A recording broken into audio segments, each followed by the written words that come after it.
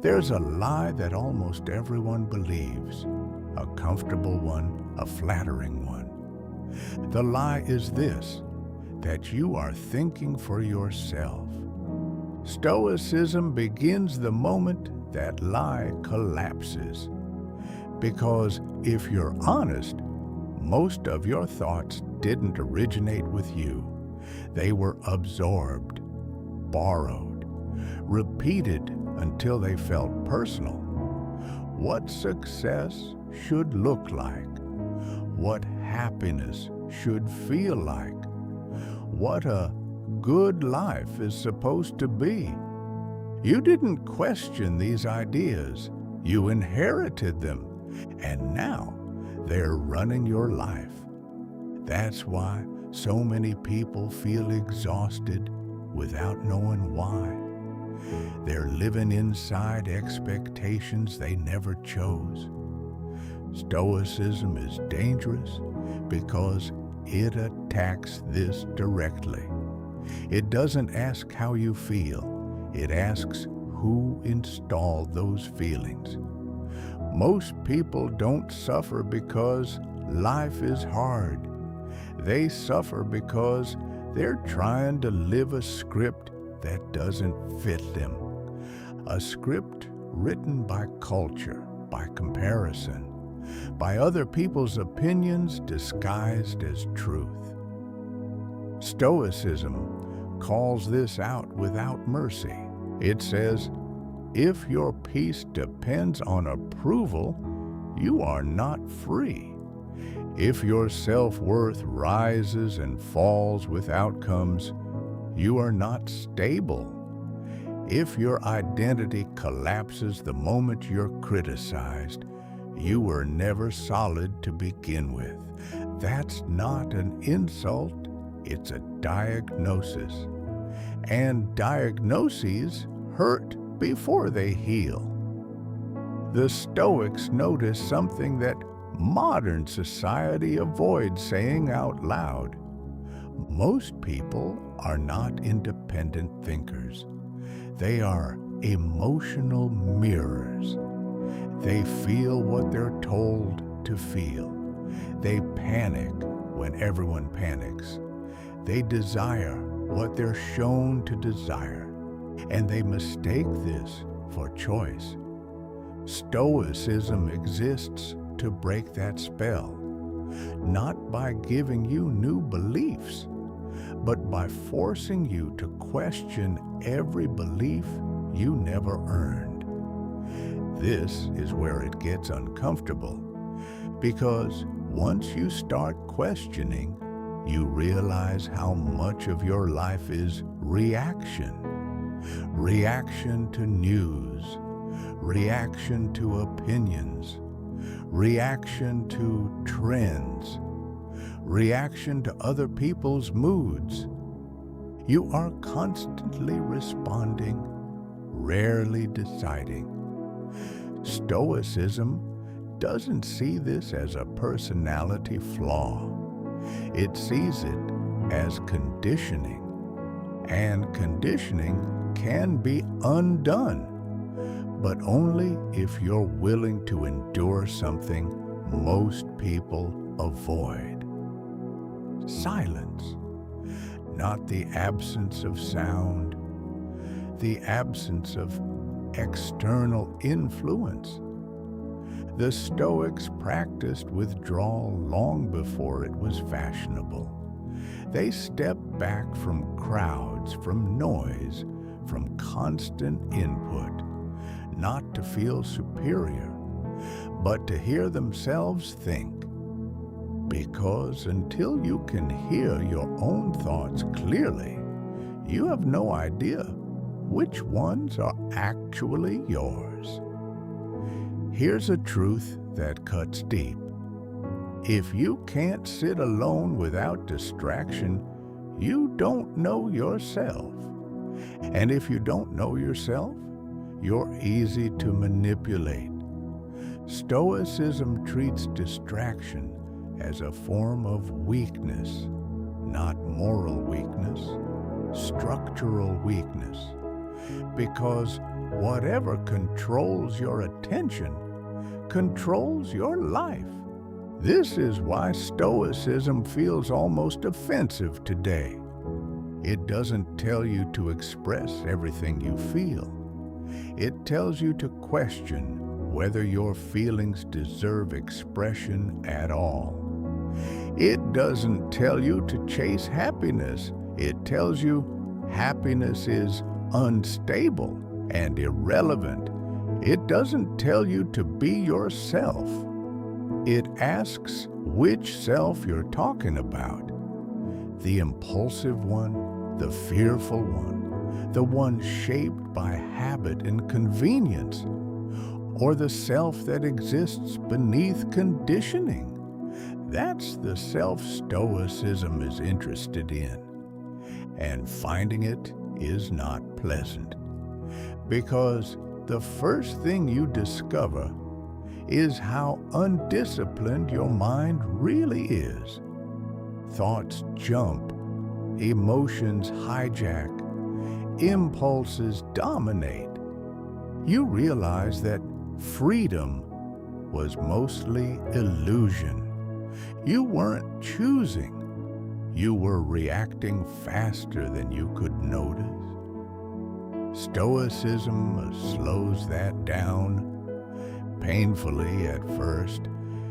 It introduces friction between stimulus and response, a pause. And in that pause, something radical happens. You see how often you would have acted automatically, defended your ego, sought validation, escaped discomfort. Stoicism forces you to sit in that moment and decide consciously. Most people don't want that responsibility, because responsibility removes the ability to blame. If you choose your response, you own the outcome. Stoicism offers no comfort here. It doesn't say, it's not your fault. It says, it's your move. That's why Stoicism creates strong reactions. Some people feel empowered by it. Others feel exposed, because Stoicism doesn't attack society first. It attacks the individual. It says, before you complain about the world, govern yourself. Before you criticize systems, examine your own discipline. Before you demand fairness, ask whether you've earned inner order. That message creates friction, especially in a culture obsessed with external blame. Stoicism doesn't deny injustice. It denies victimhood as an identity. There's a difference. Injustice happens. Victimhood is adopted. And once adopted, it poisons agency. The Stoics were ruthless about this.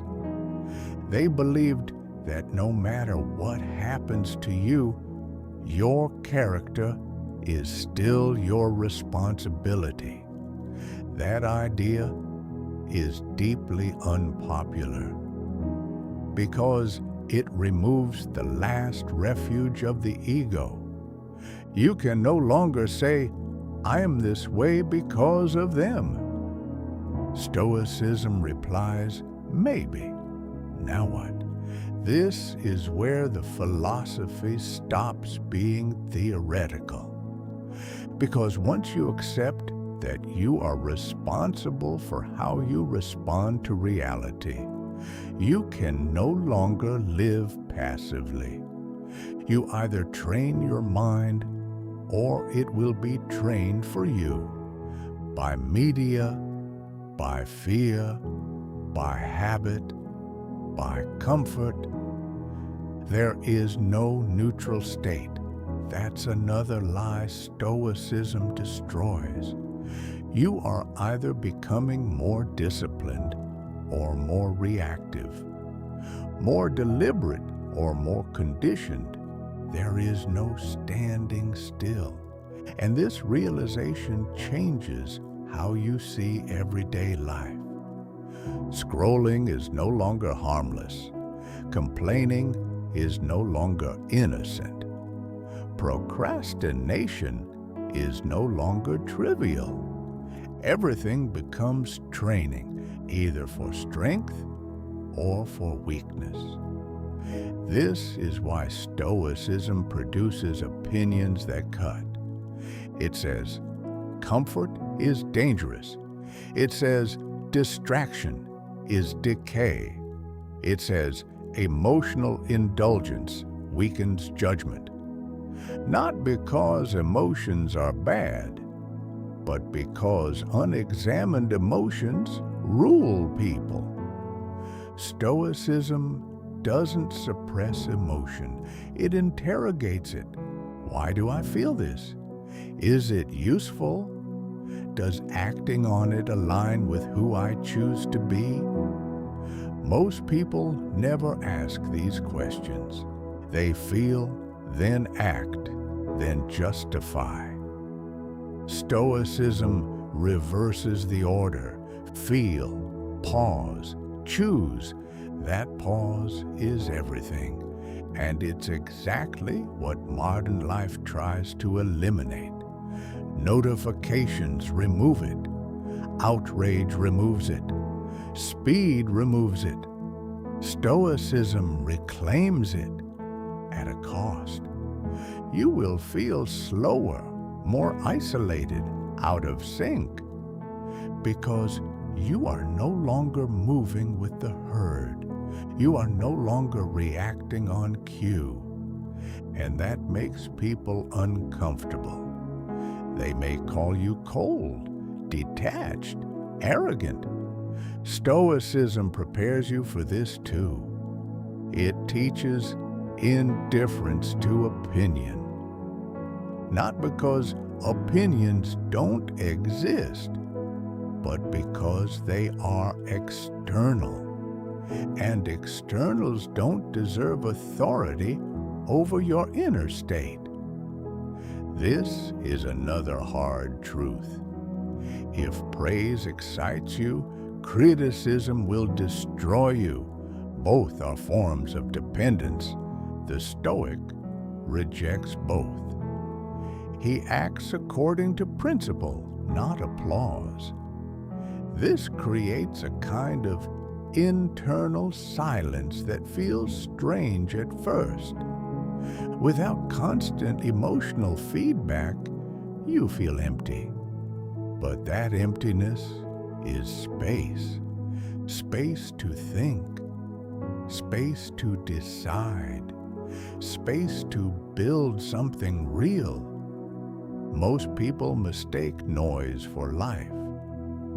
Stoicism shows you how much of that noise was never necessary. And once you see that, you can't unsee it. You start noticing how much of the world is designed to keep you reactive. Outrage cycles, fear-based headlines, endless comparison. Stoicism doesn't tell you to fight these things. It tells you to step out of their reach, to become someone they can't move easily. That's the real rebellion, not shouting louder, not posting more, not reacting faster, but refusing to be pulled, refusing to let external chaos dictate your inner order. This is where Stoicism stops being philosophy and becomes identity. You are no longer trying to win arguments. You are trying to master yourself. And mastery starts with something most people avoid: discomfort. Not physical discomfort, mental. The discomfort of not reacting, of not defending yourself immediately, of not seeking validation, the discomfort of standing alone with your principles while the crowd moves elsewhere. Stoicism trains you to endure this, because endurance is not about pain tolerance. It's about resisting the urge to escape yourself. And that's where the real work begins, because once you stop outsourcing your thinking, you're forced to confront something even harder, your own weaknesses. And that's what the next block is about. Once you stop outsourcing your thinking, you're left alone with something most people avoid: your own weaknesses. Not the dramatic ones, the quiet ones, the habits you defend, the reactions you justify, the comforts you pretend aren't controlling you. Stoicism doesn't attack weakness emotionally. It exposes it structurally. It asks questions that don't feel kind. Why do you lose focus so easily? Why do small inconveniences irritate you so much? Why does criticism stay in your head longer than praise? These aren't personality quirks. They're symptoms. Symptoms of a mind that hasn't been trained. Modern culture avoids this framing. It prefers reassurance. You're doing your best. It's understandable. Be gentle with yourself. Stoicism doesn't deny compassion. It denies self-deception, because self-deception is expensive. Every weakness you excuse becomes a pattern. Every pattern you repeat becomes character. And character eventually becomes destiny. The Stoics were brutally aware of this chain. They didn't believe people were evil. They believed people were undisciplined, and undisciplined minds don't choose well under pressure. That's why Stoicism obsesses over training, not intellectual training, behavioral training. You don't become resilient by understanding resilience. You become resilient by practicing restraint when it would be easier not to. You don't become calm by learning about calm. You become calm by refusing to let every impulse reach your mouth or your hands.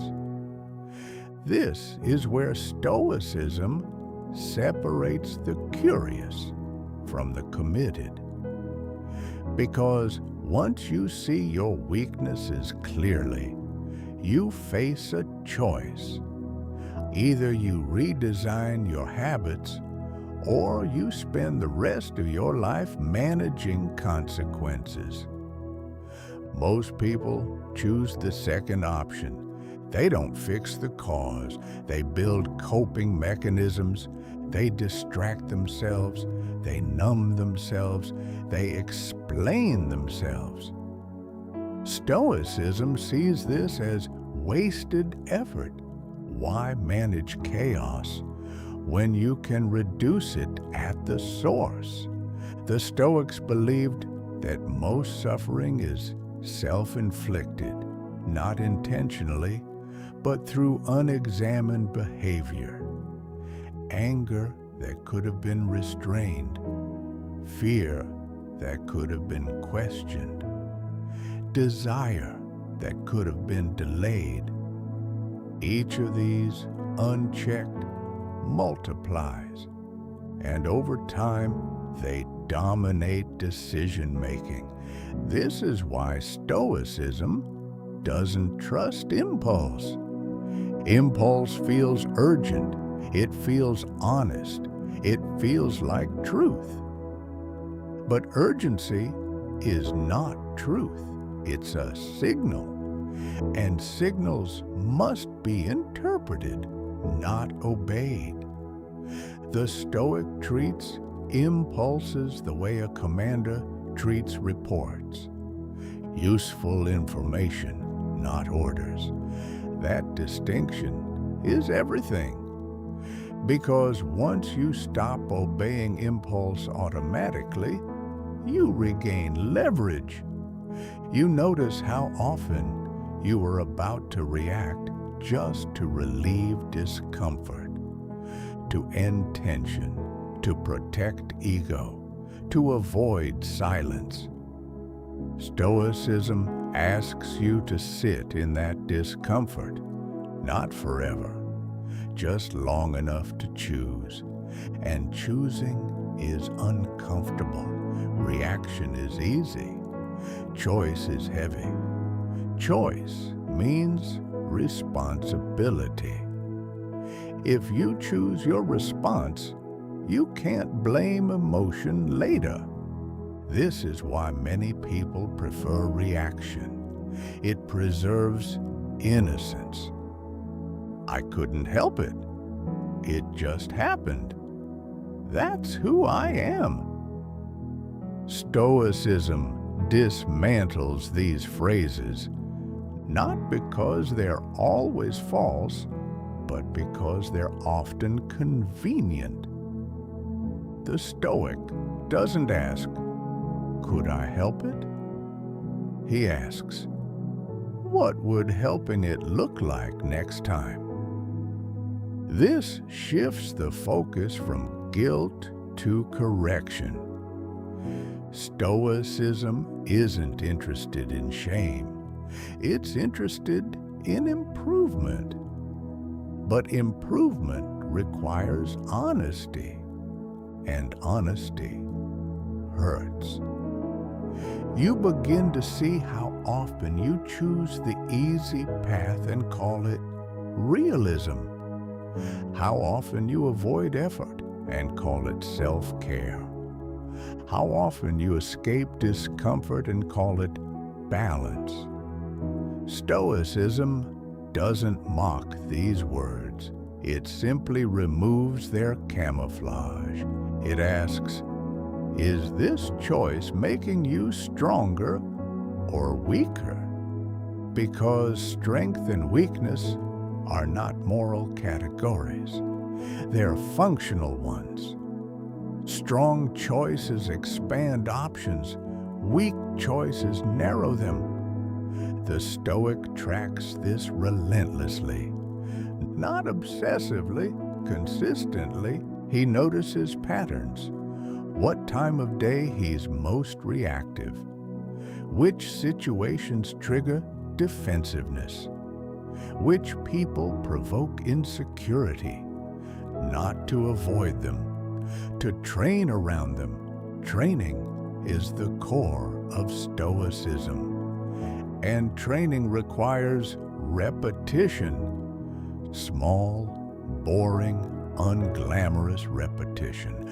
Resisting the urge to check the phone. Holding silence instead of filling it. Choosing effort when avoidance feels justified. These moments don't feel heroic, but they shape the nervous system. They teach the mind something critical. I am not fragile. I can endure this. I don't need immediate relief. That lesson changes everything, because once the mind stops panicking at discomfort, clarity improves. You see situations more accurately. You respond instead of exploding. You conserve energy. Energy is another concept Stoicism treats differently. Most people waste energy emotionally. They replay conversations. They fantasize about outcomes. They rehearse arguments that never happen. Stoicism calls this indulgence, not because it's immoral, because it's inefficient. Energy spent on imagination is energy not available for action. The Stoic guards his energy the way others guard money, because energy fuels discipline, and discipline fuels freedom. Here's another uncomfortable truth Stoicism reveals. Many people secretly benefit from their weaknesses. Anger gives them identity. Anxiety gives them excuses. Distraction gives them comfort. Letting go of weakness means letting go of these benefits. That's why people resist change even when they say they want it. Stoicism forces you to confront this trade-off. Do you want comfort or capacity? Do you want validation or stability? You can't have both at the same time. The Stoic chooses capacity, not because it feels good, because it lasts. This choice changes how you relate to yourself. You stop treating your mind like a child that must be soothed constantly. You treat it like a tool that must be sharpened. This doesn't make you cruel, it makes you capable. And capability brings a quiet confidence. Not the loud kind, the kind that doesn't need confirmation. You begin to trust yourself under stress. You begin to trust your restraint. You begin to trust your judgment. That trust is rare. Most people don't trust themselves because they've never proven they can endure discomfort. Stoicism gives you that proof repeatedly. But here's where things get even more controversial. Stoicism doesn't just challenge your weaknesses, it challenges your desires. Because desire unchecked is one of the most destabilizing forces in a human life. And most people never examine it. They chase what they want without asking why they want it. Stoicism refuses to let that slide. And that's where the real tension begins. Because once you start questioning desire, you start questioning the entire direction of your life. And that's where the next block goes. Desire feels personal. That's why it's dangerous. Most people assume what they want comes from somewhere deep and authentic. Stoicism disagrees. It says most desires are installed, not discovered. You want what you see rewarded. You want what signals status. You want what promises relief from discomfort. Very little of that originates from reflection. It comes from exposure, advertising, comparison, cultural scripts about success and happiness. Stoicism treats desire like a suspect, not because wanting things is wrong, but because unexamined desire makes you predictable. And predictable people are easy to control. The Stoics noticed something unsettling. People will endure enormous suffering to obtain things that don't actually satisfy them. money that increases anxiety, status that creates fear of loss, pleasure that dulls sensitivity.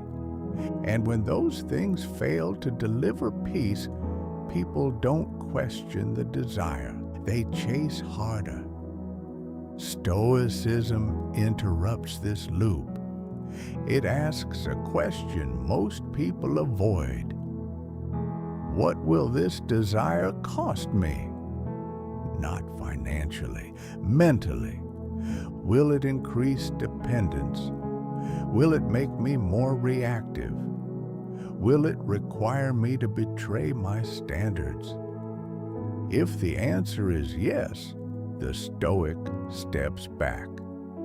This doesn't mean rejecting ambition. It means refining it.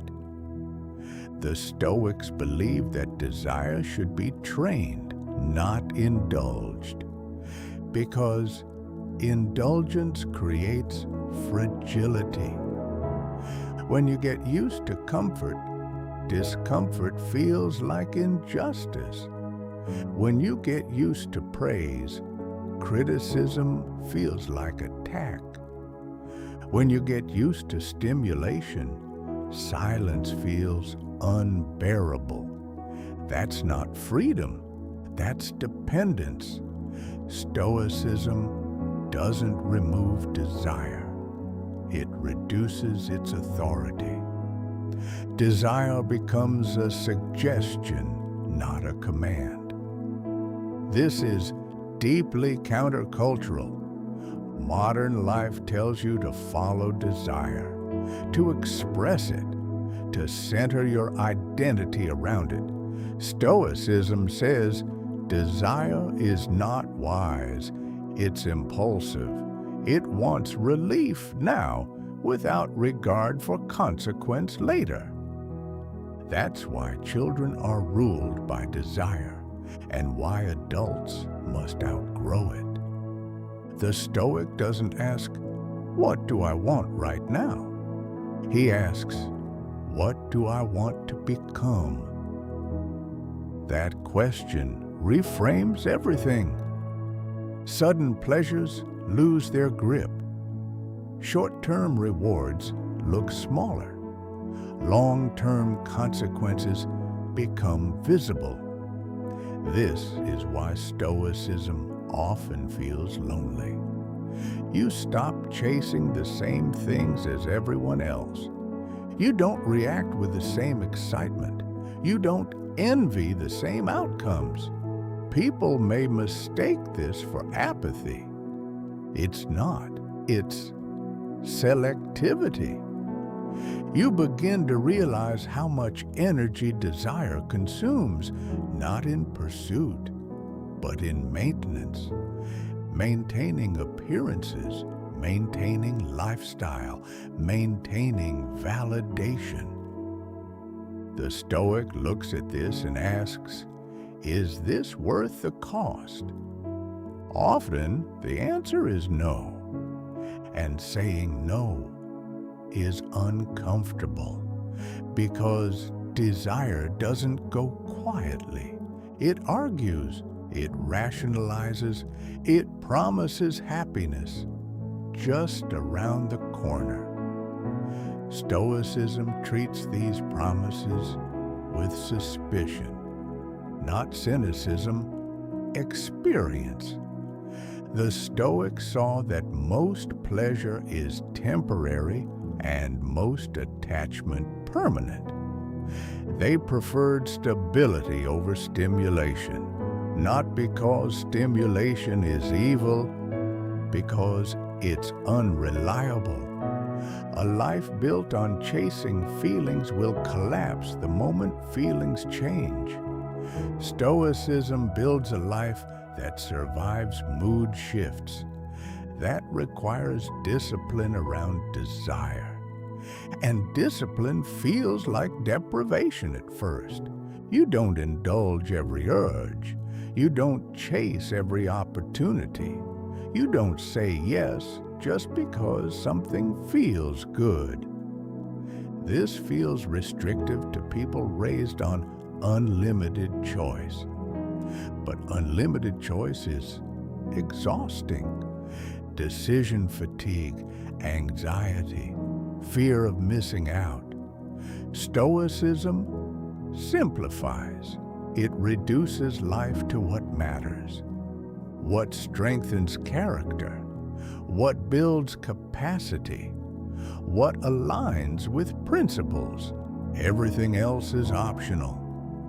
This reduction creates space, space to think, space to recover, space to act deliberately.